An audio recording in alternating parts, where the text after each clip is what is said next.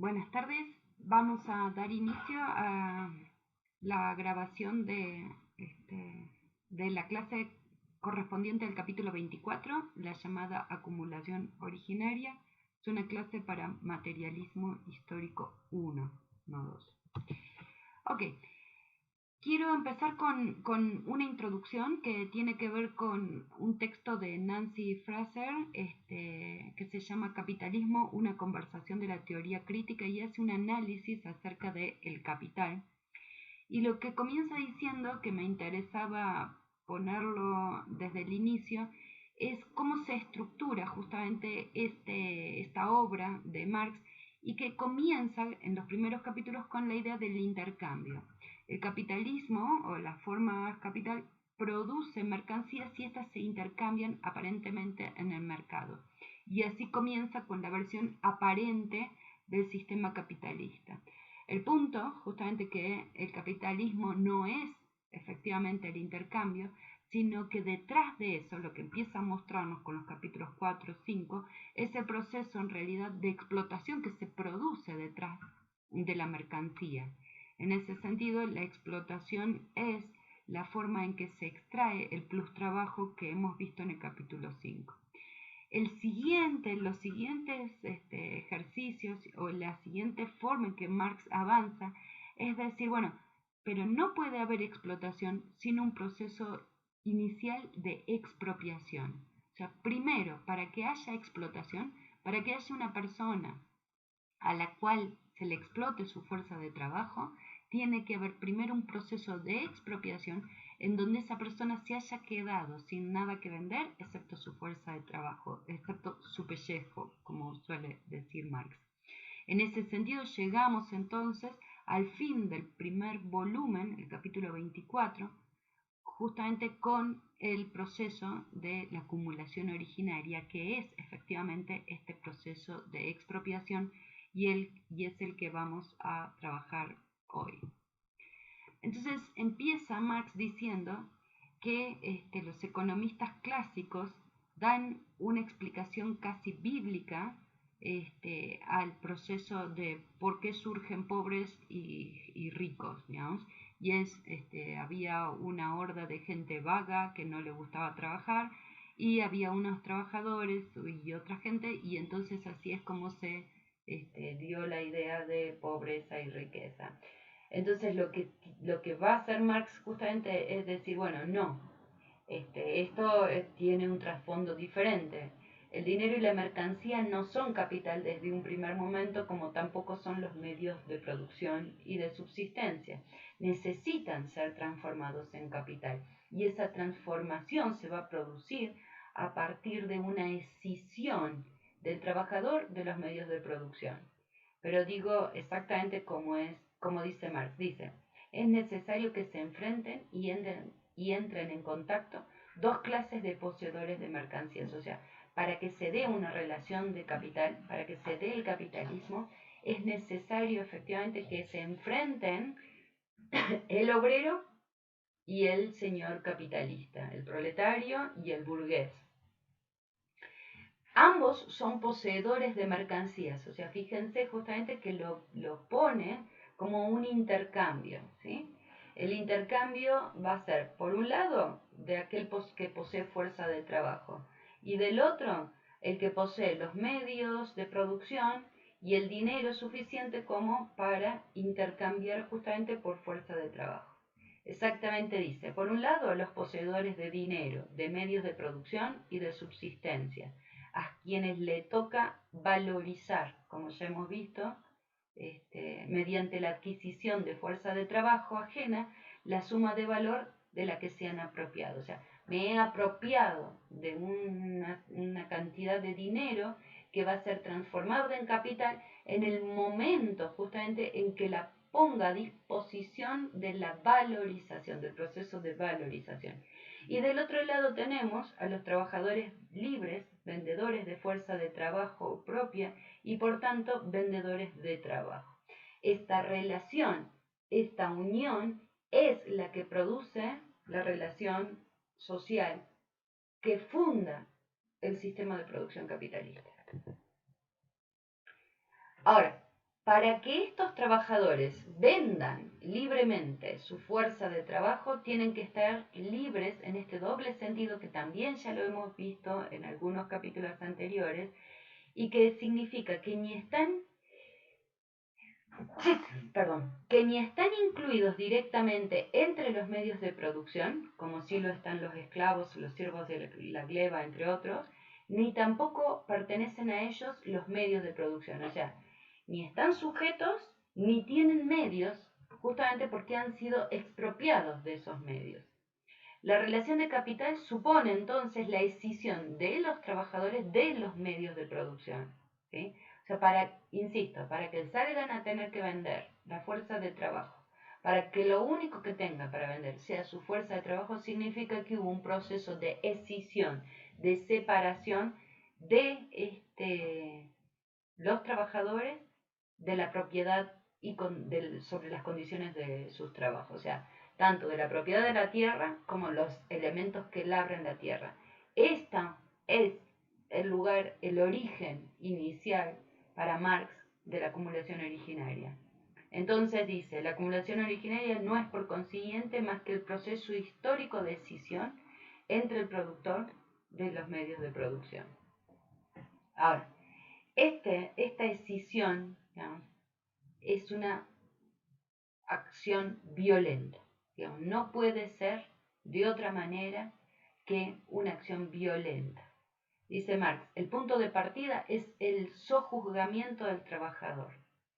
Y el proceso de decisión son los momentos en que se separa súbita y violentamente a grandes masas humanas de sus medios de subsistencia y producción y se las arroja, ¿no?, a la vida en calidad de proletarios libres, ¿sí? O sea, hay una producción de una migración campo-ciudad, en donde este trabajador, escindido de su capacidad de reproducir su propia existencia, tiene que irse a las ciudades, a los grandes conglomerados, etc., a buscar trabajo, justamente a vender su fuerza de trabajo.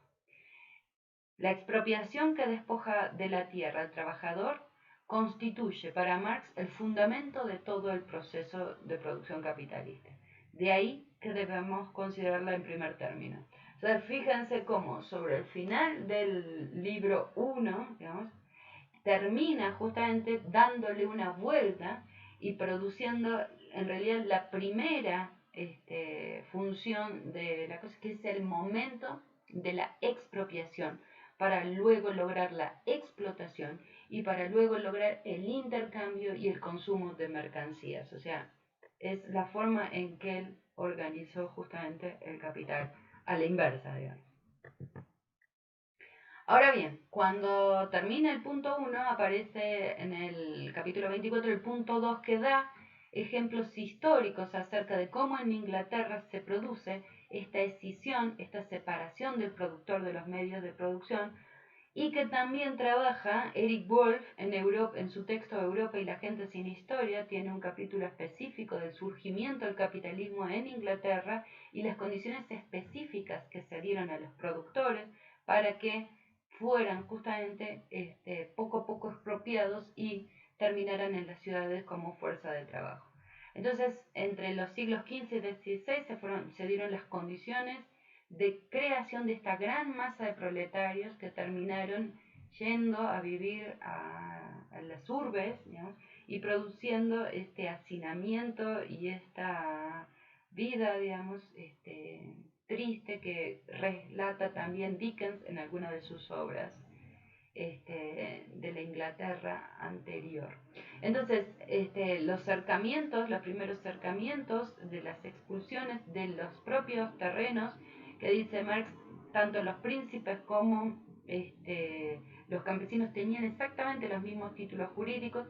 Lo que pasa que con las invasiones germánicas, con las invasiones normandas, etc., lo que se produce es un enfeudamiento, justamente una producción de una fuerza de choque, o que no la tenían los campesinos, con lo cual fueron poco a poco expulsados, al igual que la revolución, o sea, que los antecedentes de la Revolución Mexicana. Lo primero que se toman son los terrenos comunes, para luego justamente avanzar hacia las propiedades privadas y ir cercándolas, porque lo que estaba en auge en ese momento era en la industria lanera de Flandes, y justamente lo que empieza a pasar es que en lugar de tener mayor cantidad de súbditos,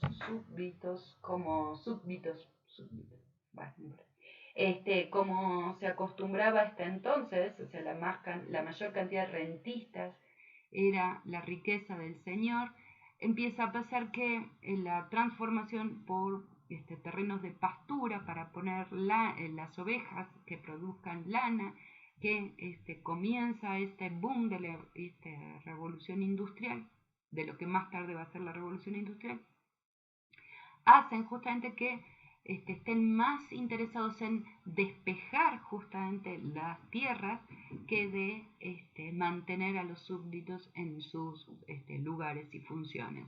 Entonces comienzan con estos acercamientos de bienes comunes, expulsión, caza de brujas, reforma, expropiación de la iglesia y finalmente el clearing of estate, que es el despejamiento de las tierras y que da, digamos, inicio o que hace o produce el proceso más de un siglo de transformación de justamente lo que hablábamos también en las clases, de la riqueza basada en la tierra, en la renta de la tierra, a la riqueza basada en la explotación de la fuerza de trabajo, o sea, la explotación de la energía de los cuerpos.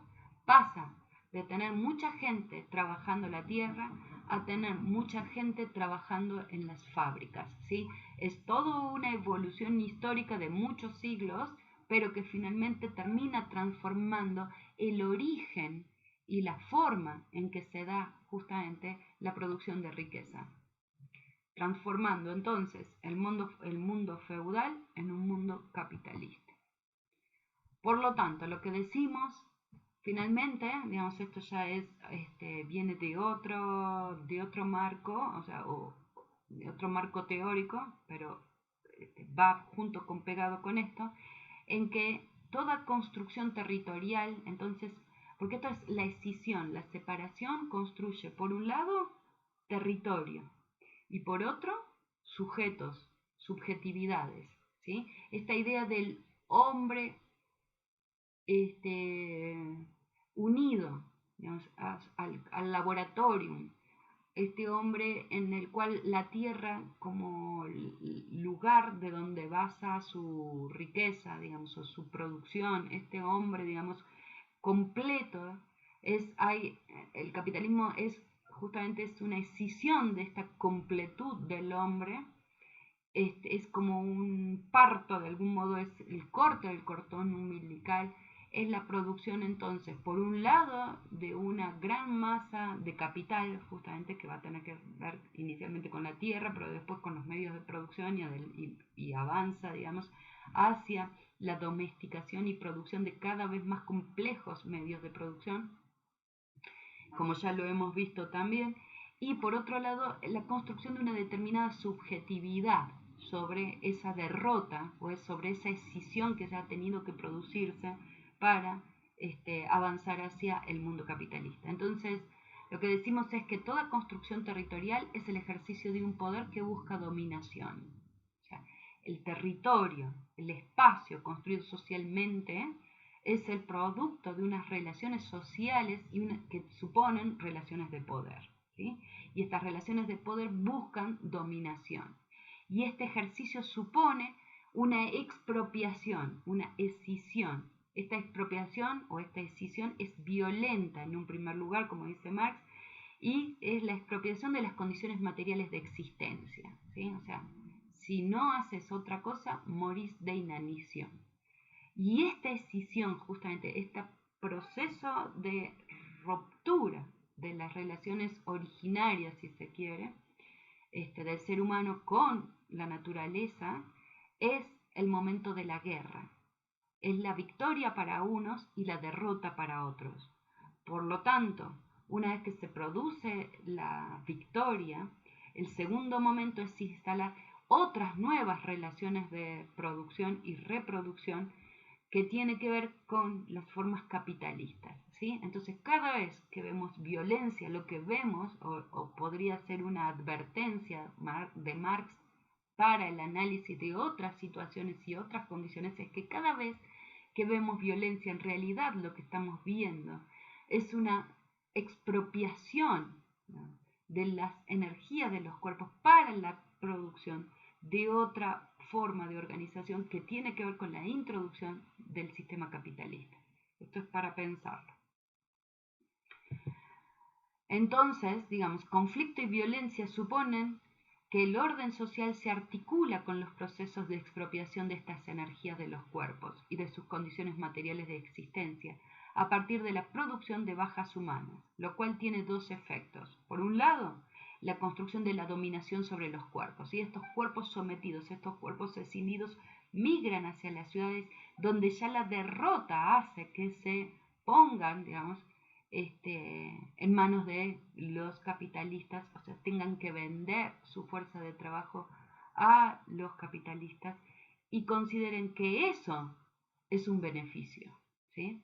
Por lo tanto, la B es justamente la construcción de una subjetividad de la propia existencia de quien ha sido sometido, ¿sí?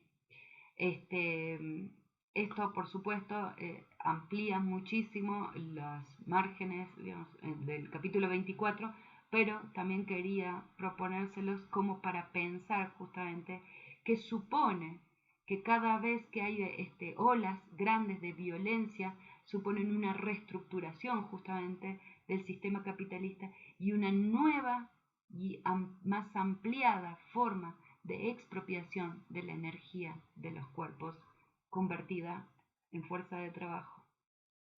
Ok, hasta ahora, hasta aquí por ahora.